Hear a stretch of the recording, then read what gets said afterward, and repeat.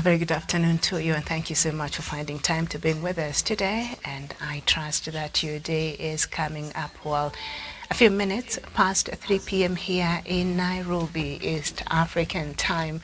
Good morning, good evening, depending on where you're tuned in and watching us from. And this afternoon, different from what perhaps I've been doing in the recent time, to bringing us the latest news from across the continent of Africa.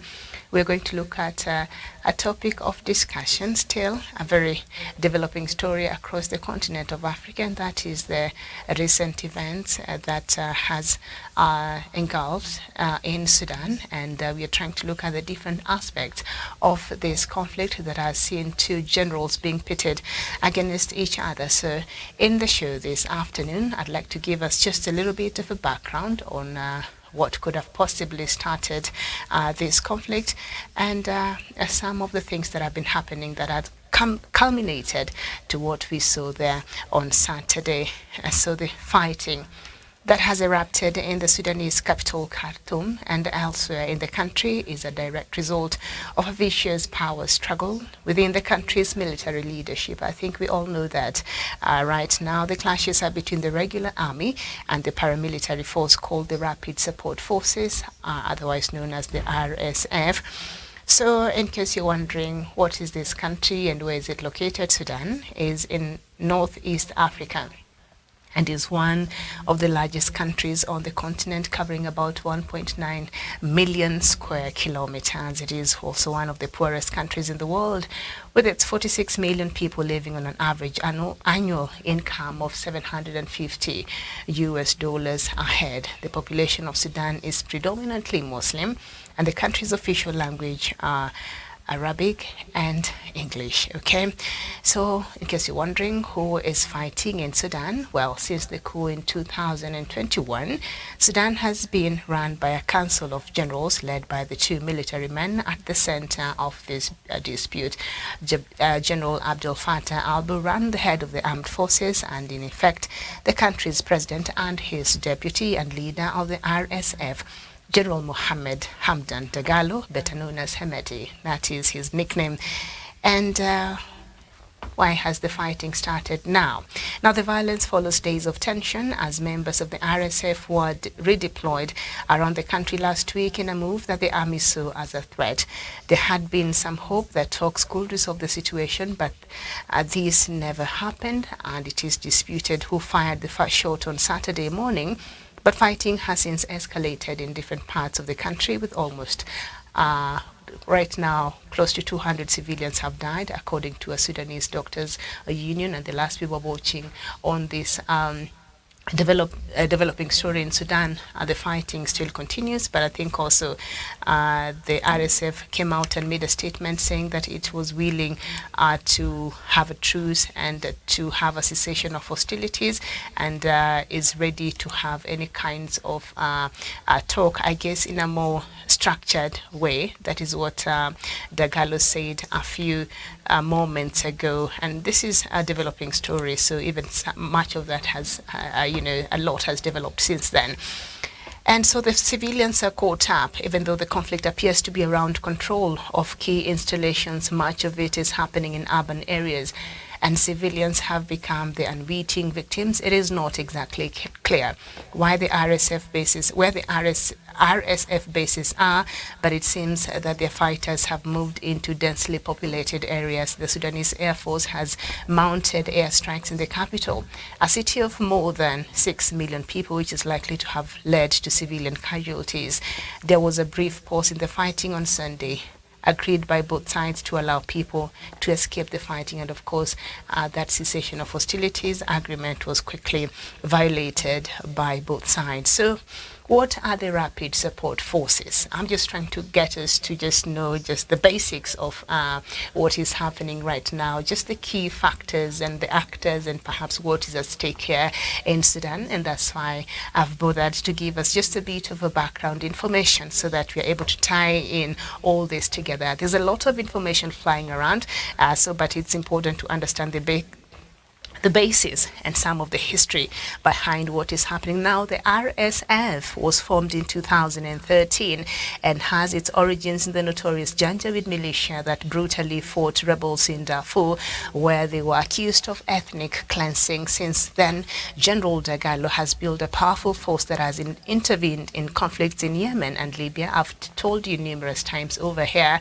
that this Janjaweed now they call the RSF now. They transformed them, they changed their name. They have been used as mercenaries for hire in the conflict in Yemen and also in Libya.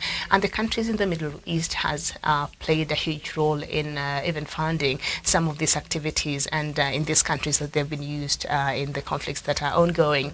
He has also developed economic interest. This is Dagalo. He has developed also economic interest, including controlling some of Sudan's gold mines. Okay? That is General Dagalo, the head of this RSF. Now, the RSF has been accused of human rights abuses, including the massacre of more than 120 protesters in June of 2019. Remember, after the ousting of President Omar al-Bashir in April, and then the continuation of the protesters and the protesting that led to a brutal attack on the protesters in June 2019, just 2 months after our former President Omar al-Bashir was ousted in power. And RSF is said to have been responsible for the killings of these protesters, that the figures place at 120 people. Such a strong force outside the army has always been seen as a source of instability in the country, and how Sudanese forces or as a country could not have seen this coming, I don't understand. So why is the military in charge of Sudan? Okay, so this fighting is the latest episode in bouts of tension that followed the ousting of long-serving President Omar al-Bashir in 2019. So that is how the military found itself in power. But even some would argue that even before the ousting of President Omar al-Bashir, Omar al-Bashir himself was leading the country in a very military way. So it was a very militarized country. So the military was very much involved in the day-to-day running and part of the leadership of Sudan, even during Omar al-Bashir's time, but it was not as outright as it is right now. So there were huge protests calling for an end to his near 3-decade rule, and the army mounted a coup that got rid of him, but civilians continue to campaign for a return to democratic rule. And General Dagalo has said that the 2021 coup, remember, that removed the Prime Minister Abdallah Hamdok from the civilian side, he came out, I think, was it in February, to say that that was a mistake, and has tried to present himself as the RSF, him and RSF, as being on the side of the people against the Khartoum elite. So he, I think, weeping emotions, and he came out, and there's an agreement that was signed in December, and his side seems to be really eager to really honor that agreement, but the army has been very skeptical and did not show any commitment as far as honoring that agreement. So that is also has been a bone of contention, of course, that has spiraled to what we're seeing here today.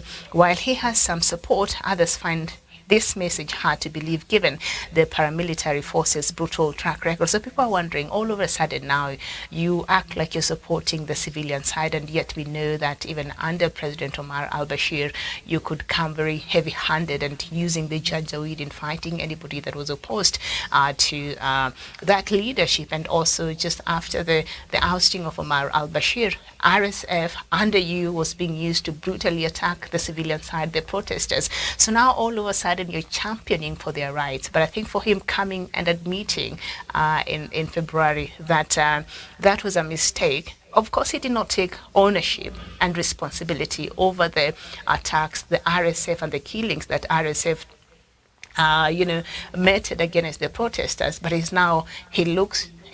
acting changed, and now he seems to be on the side of the protesters. And of course, a lot of people who are looking at this from a very diplomatic lens will see this is it's diplomacy at play here, and he might not really exactly mean what he's saying as far as him now turning around and displaying his love and support for a civilian leadership, because we know up until sometimes last year they were working together with Al Burhan. So what really led to them being divided. Okay, so that is a question that a lot of people are wondering about. Meanwhile, General Buran, who is the head of the military and essentially the would I say the president, not exactly the president, but he is the leader of Sudan right now, General Buran, has said the army will only fully hand over power to an elected government, further sidelining civilian representatives expected to be part of a power-sharing deal.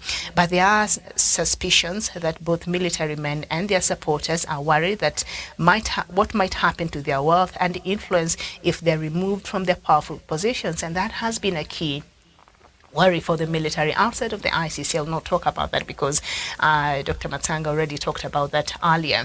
But like I've said there, the military has been part and parcel of Sudan's leadership for a very long time, and the military hold key and run key industries in Somalia, not in Somalia, in Sudan, and they have a lot of economic interest in Sudan. So just to imagine that they have to give this away, I think leaves them very vulnerable, and that is something that I've said here time and time again. They might not really be ready to hand over power to the civilian who might really upset the status quo.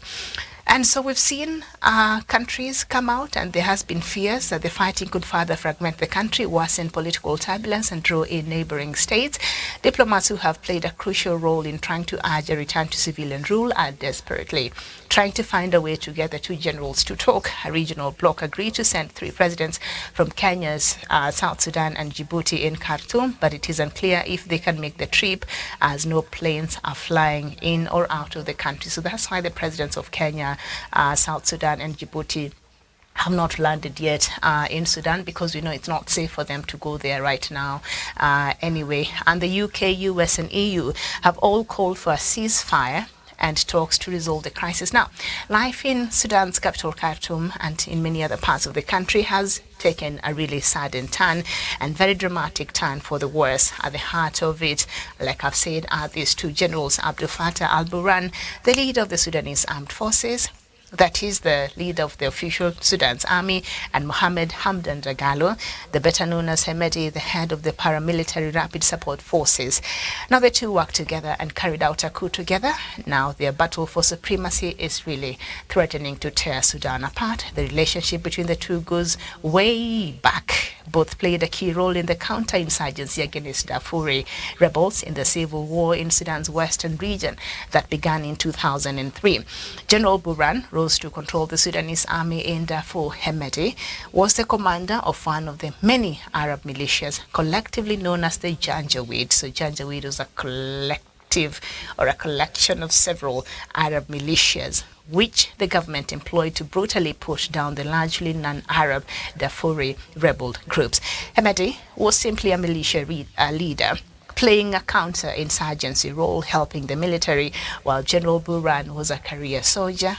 Though, with all the ambitions of the Sudanese officer corps, anything was possible. Now, the military has been running Sudan for most of its post-independence history. I think I have already labored and I told you that. The government's tactics in Darfur, once described as a counterinsurgency on the cheap, used regular troops, ethnic militias and air power to fight off the rebels, with little to no regard of civilian casualties. So Darfur has been described as the first genocide of the 21st century, with the Janjaweed accused of ethnic cleansing and using mass rape as a weapon of war.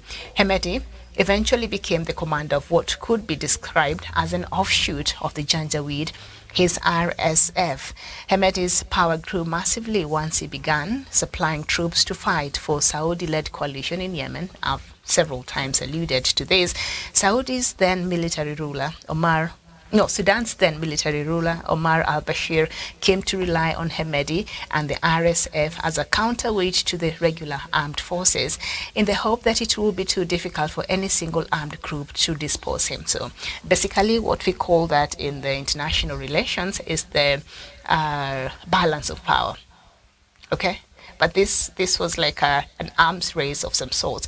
So he was trying to make sure that he had an extra. I don't know if whether he did not, Omar al-Bashir did not trust army to offer him the support and the protection that he needed as their president, and so he decided to make sure, as far as the army of the country was there, but he had also this group, the RSF, just in case he needed to use them, or he needed extra protection. And so that's why they sort of they became a very strong force and a parallel military for Sudan, I guess.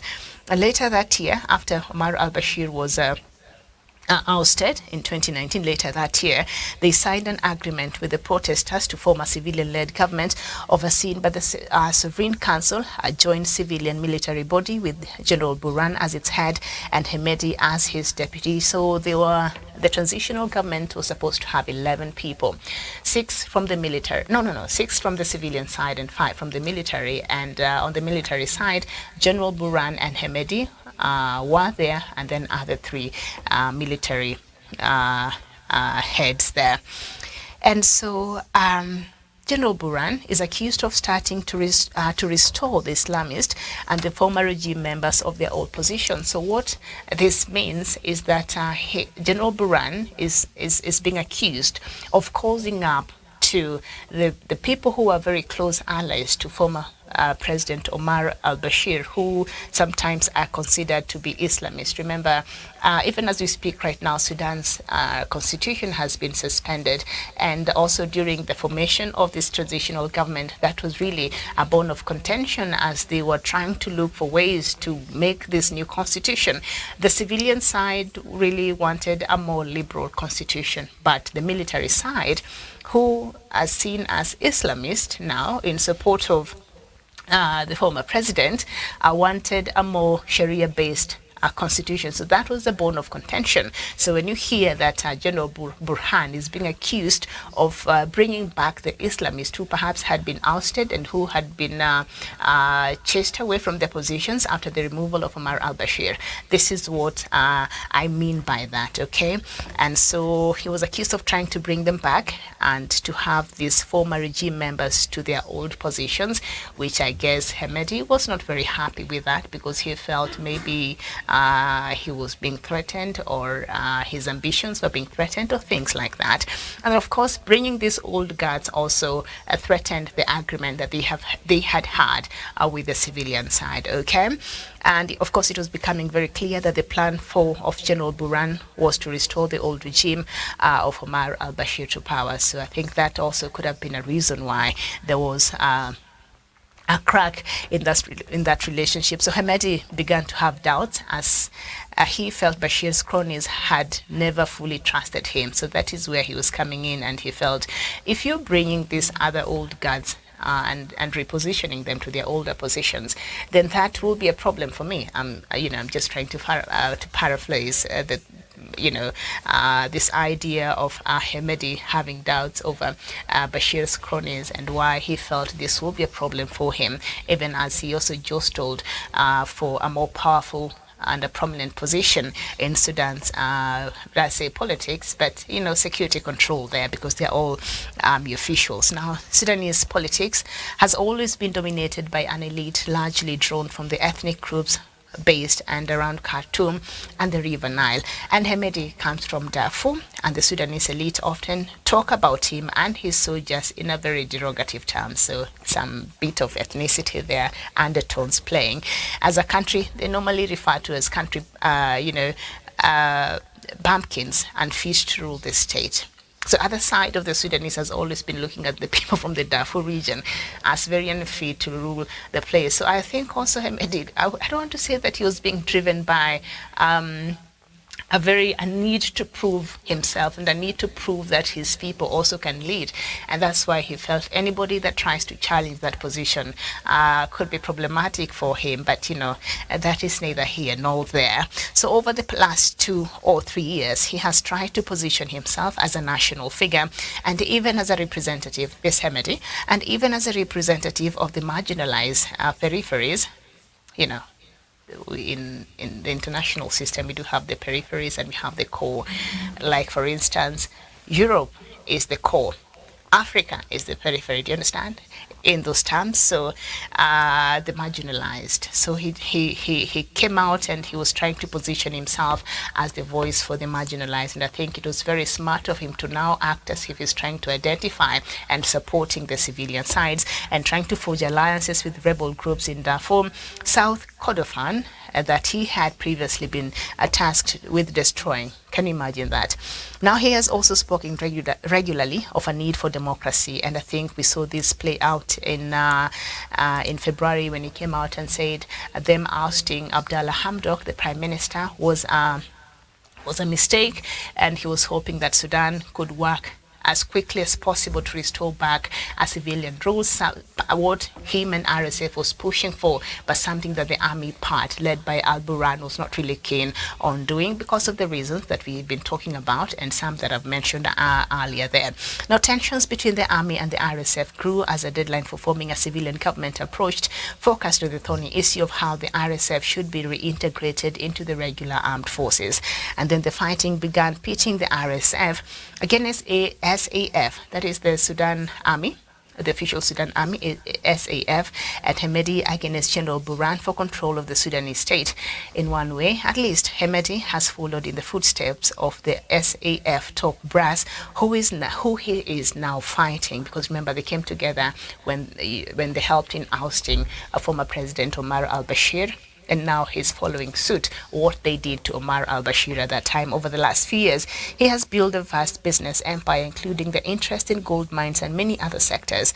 General Burhan and Hemedi have both faced calls from civilian leaders and victims of the conflict in Darfur and elsewhere to face trial for alleged abuse. Now also that is the issue of ICC at play, and I'll not get into the details of that because that has already been spoken about, and we've said that several times. The ICC there is also a very thorny issue that also is a key thing on why this conflict is even happening. Now the stakes are extremely high. We know that by now, and there are plenty of reasons for these former allies turned bitter enemies not to back down. There's so much at stake. But also, of everything else that is going on in Sudan, there could also be a possibility of a proxy war, and I'll tell you by what I mean. Remember, in February, Sudan military, let me just read a news item from the AP news website. So I'll just quote what they wrote here. This news item is dated February 11th, 2023. And Sudan's ruling military concluded a review of an agreement with Russia to build a navy base on the Red Sea in the African country. Two Sudanese officials said on Saturday, they said the deal was awaiting the formation of a civilian government and a legislative body to be ratified. But while I read this, just have in mind that the second in command, that is Hemedi, has been having a very cozy relationship with Russia. So at this point, the agreement, the Sudan's ruling military had concluded a review of an agreement with Russia to build a navy base on the Red Sea in the African country. Two Sudanese officials have said. They said the deal was awaiting the formation of the civilian government, and that's why perhaps Hemedi was pushing for a civilian government and a legislative body to be ratified before it takes effect. The official said Moscow met Sudan's most recent demands, including providing more weapons and equipment. So that was part of the agreement, that for Moscow to come and build this navy base, that they have to, in return, provide Sudan with more weapons and equipment. And I wonder, these weapons and equipment, which side were they going to be given? The RSF side or the official army side? The officials did not provide further details and spoke on a condition of anonymity to discuss internal deliberations. A spokesperson for the Sudanese military declined to comment. Russian Foreign Minister Sergei Lavrov said that the deal still needs ratification by Sudan's yet to be formed legislative body. So you can see the urgency by which Hemedi really wanted this civilian rule to happen, the transition to happen very quickly, because he's been having a very good relationship, a very interesting relationship with Russia since some times back last year. And Sudan has been without a parliament since a popular uprising forced the military overthrow of long-time leader Omar al-Bashir in April 2019. The country has been mired in political chaos since an October 2021 military coup derailed its short-lived transition to democracy. So the agreement allows Russia to set up a naval base with up to 30 Russian troops and simultaneously keep up 4 Navy ships, including nuclear-powered ones, in the strategic port Sudan on the Red Sea. The base would ensure that Russian Navy's presence in the Red Sea and the Indian Ocean and spare its ship the need for long voyages to reach the area, according to Viktor Bondarev, the former Russian Air Force chief. Now, I'll tell you why I've even brought up this story and why I see, outside of every other factor and everything else that is happening in Sudan, and perhaps if there is an element of a proxy war. So, like I have read through this news item that the Sudan military finishes a review of Russian Red Sea. This was dated February 11th, 2023. So let's go back to another news item on this, which website is this? AA. Dated 28th September 2022, last year. And the title is U.S. warns Sudan of consequences if it hosts Russian military base. So this was last year, okay? And when did the Sudan start reviewing that agreement with Russia? In February of this year. But this warning by the U.S. was last year. So let's just read through a bit of this news item. Now, the U.S. ambassador to Sudan has warned of consequences if the Northeast African country allows the establishment of a Russian military base on the Red Sea coast. In an interview with the Taya newspaper, John Godfrey said there are some reports that Russia is trying to implement the agreement it signed with ousted President Omar al-Bashir in 2017. So this agreement that was being reviewed now in February of this year was actually signed by Omar al-Bashir in 2017 to establish a military base along the Red Sea. He warned that such a move, this is the U.S. official warning Sudan, he warned that such a move will isolate Sudan from the international community and undermine the country's interest. So this was a threat to Sudan. The U.S. was saying, if you even dare talk about this matter or even decide to consider allowing Russia to have this base, then you are going to have to suffer the consequences. And I'll quote what Godfrey said. Let me just remind us who Godfrey is. He is the U.S. ambassador to Sudan, okay? He's the U.S. ambassador to Sudan. And so he's quoted in this interview as saying that all countries have a sovereign right to decide which other countries to partner with, but these choices have consequences, of course, he said. He added that the U.S. can be a good partner, but that it will be possible by the creation of a new civilian-led government and a transitional framework that will take the country back to the path of democracy. So you can see what forces are really pushing for this democracy and all that. Now, during a visit to Moscow in November 2017 by President Bashir, who was overthrown in 2019 by a military coup, the two countries signed cooperation agreements on military training, experience sharing, and the entry of warships into the ports of the two countries. According to Russia Today, that is a newspaper outlet, or rather a media outlet in Russia, the Russian President Vladimir Putin on November 16, 2020, approved the establishment of a Russian naval base in Sudan capable of accommodating nuclear-powered vessels. All right.